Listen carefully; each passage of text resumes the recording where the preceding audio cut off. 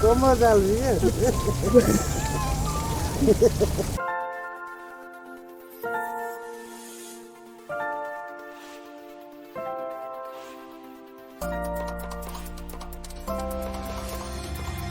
Dit is heerlijke lente, die winter is verby. En ons staan hierso namens Radio Fynbos in samewerking met Revolve Productions by die pragtige geel blomme en onthou dat geel altyd staan vir joy. En hierdie blom se naam is dan die rivier Hartbeesbos om dit reg te sê. En dan ook is dit die heuning magrietjie. So mag julle elkeen hê 'n heerlike lente. Dis heerlijke lente, die winter is voorbij. En dan kom ons celebrate die lente is hier. Ja, die lente is hier in September. En hier staan ons sommer by die plant.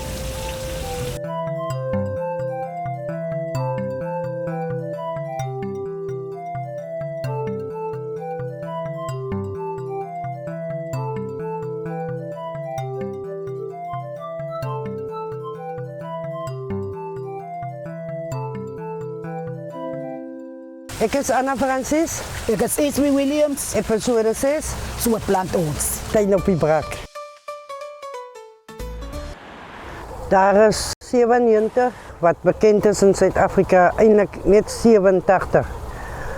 Maar dit kom meestal in Suid-Afrika voor.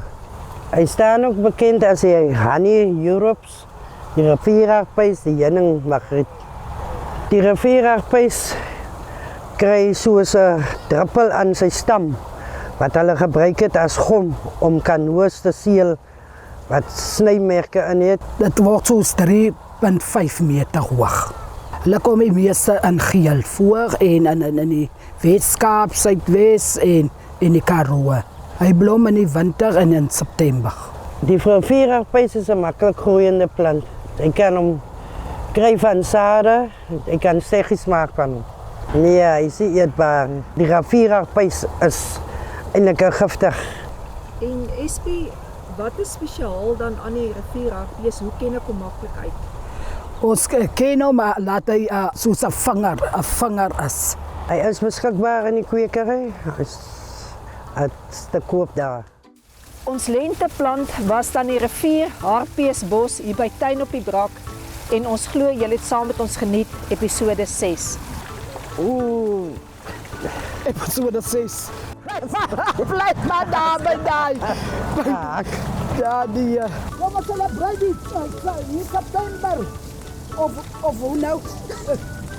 Ja, vir jou.